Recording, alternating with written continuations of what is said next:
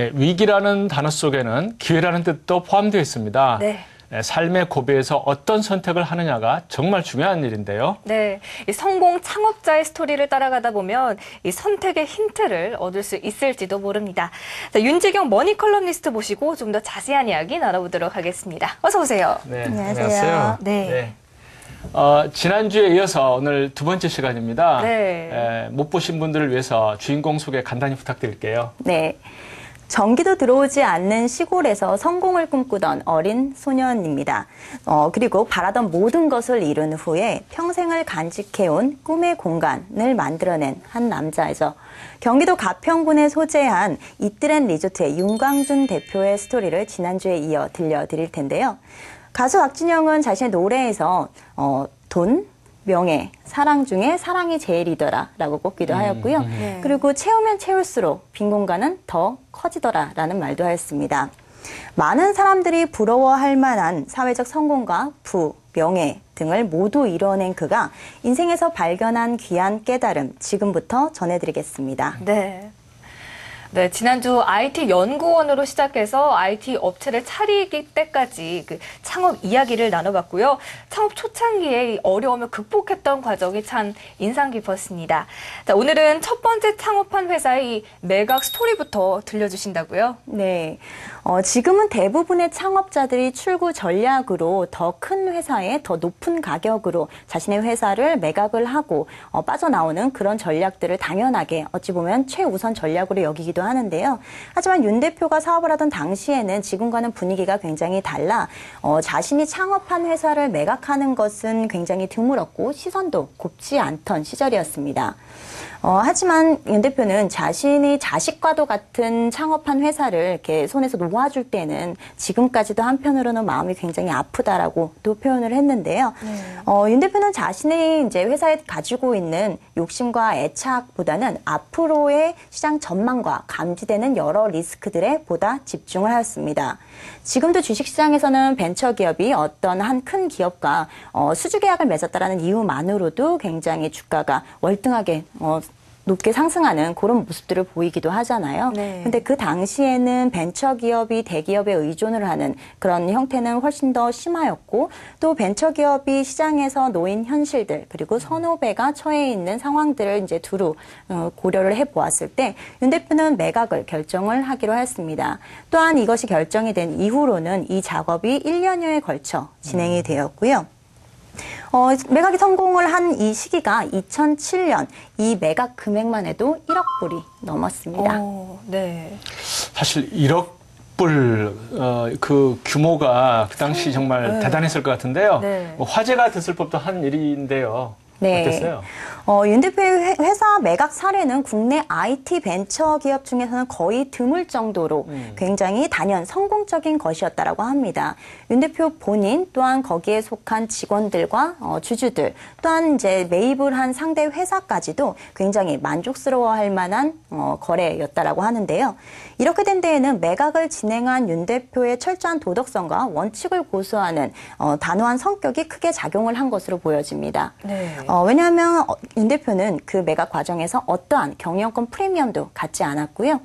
직원이든 단 한 주밖에 가지고 있지 않는 소액 주주든 모두 다 공평한 입장에서 그 매각 과정에 참여를 하게 되었고요. 하지만 이러한 매각 과정에 있어서의 책임은 윤 대표가 앞장서서 지고 매각을 한 이후에도 1년간은 회사가 원활히 돌아갈 수 있도록 그 안에서 애썼다고 합니다. 네. 마치 소중한 자식을 잘 길러내서 더 좋은 곳으로 보내는 그런 심정으로 최선의 노력을 다한 것이겠죠. 네. 더군다나 매각 후에 통과 의례적으로 진행되는 것이 보통은 감원이잖아요. 네. 그런데 놀랍게도 감원은 일체 없었고 지금 현재까지도 그 당시의 부사장, 재무이사, 영업이사 등이 그대로 있고 윤 대표는 지금도 가끔 가서 일을 도와준다라고 하니 어찌 보면 가장 성공적이고 이상적인 M&A의 사례가 되지 않을까라는 생각이 듭니다. 네. 사실 그 성공한 사람들에게 종종 나타나는 그 현상이 있잖아요. 그 네. 허탈감이라는 거. 그런데 이 부정적인 감정이 오히려 삶을 돌아보는 그런 계기가 되었다면서요. 네. 윤 대표에게 이렇게 찾아온 허무감을 극복한 포인트는 나눔이었다라고 나눔. 합니다. 네. 네. 그래서 자신이 이렇게 성공을 해낸 그 과정을 모두 되돌아보니 그 과정에서 좀 소홀히 하였던 것들이 있었던 거죠. 아무래도 가족 간의 그런 관계라든지 그런 네. 부분들이요. 그래서 윤 대표는 성공을 하면서 앞만 보고 달려갔을 때 놓치기 쉬운 것들에 대해서 깨닫고 다른 사람들은 좀 이런 과오를 좀 범하지 말았으면 좋겠다라는 심정에서 네. 그러한 메시지를 전하는 일을 활발히 하고 있다라고 합니다. 네. 또한 성공한 벤처 사업가로서 자신의 성공 스토리와 노하우 등을 후배들에게 전달하는 일도 서슴지 않고 있고요. 또한 이 과정에서 자금 투자를 집행하는 일 또한 10년간 지금 꾸준히 계속하고 있다라고 합니다. 네. 네. 현재 이트렌 리조트가 위치한 그 부지도 사실은 그냥 단순히 개인 별장을 지을 자리였다라고 해요. 그런데 이제 자신의 가족이나 뭐 이웃한 사람들, 자신의 지인들만 찾아오는 거는 그렇게 큰 의미가 없다라고 여기고 보다 많은 사람들과 굉장히 경관이 좋거든요. 저도 네. 한번 방문을 해서 묵어봤었는데 그 좋은 자연 경관을 보다 많은 사람들과 누리고 싶다라는 생각에 리조트로 사업을 확대를 하게 되었습니다. 이러한 생각에서 다양한 수상 레저와 수영장, 바베큐 시설, 최근에는 글램핑까지 또 갖춘 최신식 리조트가 탄생을 하게 되었고요.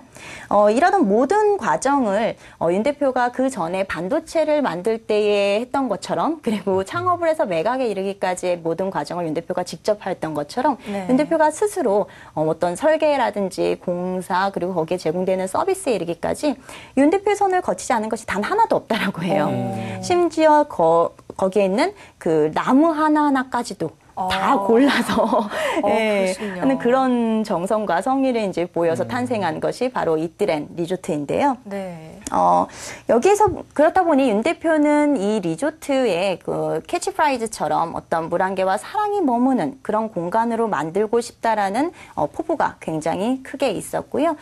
단순히 그냥 사람들이 와서 힐링을 하고 돌아가는 그 차원을 넘어서 음악회를 비롯한 다양한 네트워크 이벤트들도 다양하게 수시로 벌어지고 있다라고 합니다. 네. 끝으로 우리 윤지경 칼럼니스트가 꼽는 주인공의 창업 성공 비결 어떤 게 있을까요? 네, 저는 두 가지를 꼽고 싶습니다. 네. 윤 대표는 자신이 좋아하는 일과 잘하는 일에 대한 판단이 굉장히 확고했고 그에 따른 행동을 취했다라는 것입니다.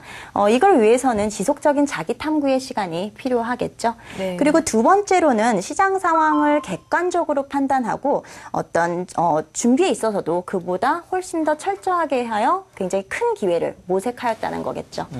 윤 대표가 매각에 성공한 그 시기가 2007년도라고 말씀드렸었습니다. 그런데 만약 윤 대표가 자신이 직접 창업을 하였다라는 그 애착과 미련에 만약에 이 시기가 1년만이라도 늦어졌다면 2008년 금융위기를 맞아 지금과 같은 큰 성공을 이루었을지는 아무도 장담을 못하겠죠. 네.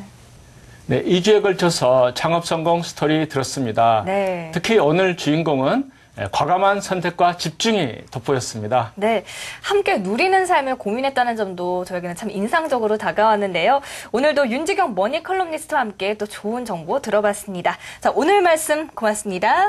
감사합니다. 감사합니다.